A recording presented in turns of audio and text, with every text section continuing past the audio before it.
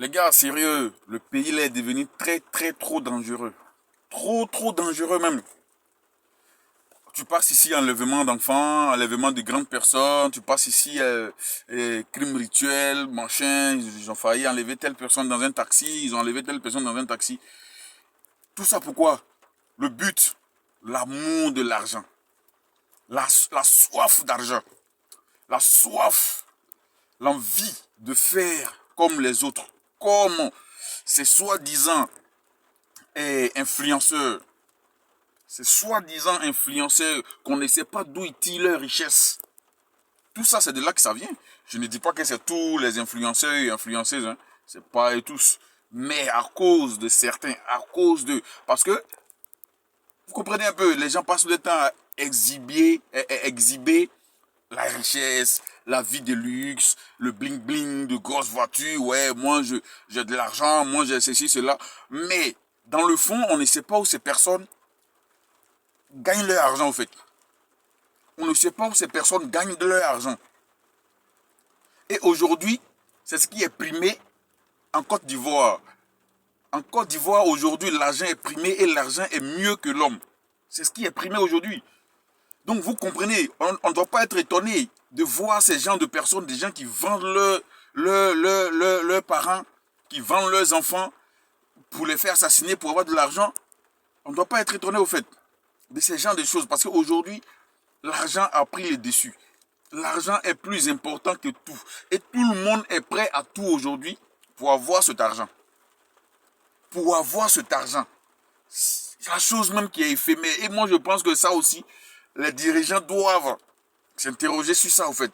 Parce que ce qui a commencé là, ça va de pire en pire. Avant, on entendait parler de ça. Mais c'était pas trop comme ça. Après, maintenant, ça commence à devenir trop.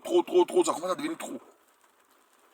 Aujourd'hui, là, vous voyez un peu, je pense que c'est parce qu'il y a pas de contrôle de, comment je vais dire ça, contrôle de fiscalité ou je sais pas comment on dit ça là. C'est parce qu'il n'y a pas ça ici. Hein? Il n'y a pas ça ici qu'il y a tout ça au fait.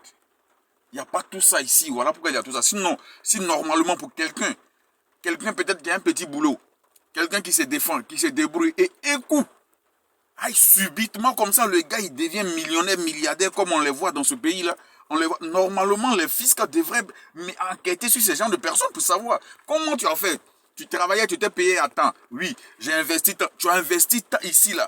Quand tu as investi, tu as gagné. Ton investissement, là, ça te rapporte combien? Pour pouvoir avoir milliards.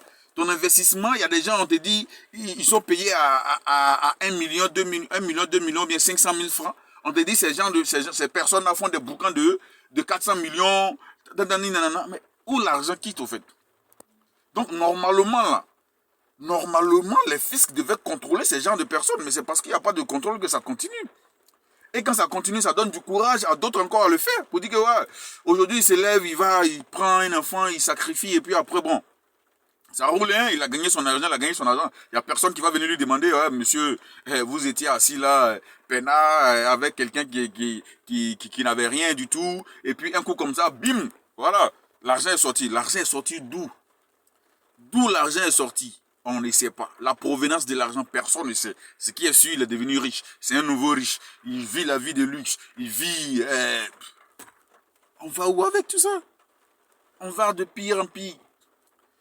Et les gens passent le temps à exhiber l'argent, les voitures, la vie de luxe, les voyages à Dubaï, aux États-Unis, machin, tout ça là.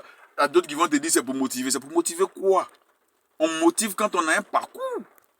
On est motivé quand on a un parcours positif, un parcours, il n'y a pas d'embûche où tout le monde peut savoir. Allez, quand toi tu donnes les détails, tout le monde arrive à comprendre que voilà, là, celui-là, il a suivi un bon parcours, il a fait ceci, cela, il a fait cela. Et puis, on voit ton parcours, ça, c'est encourageant.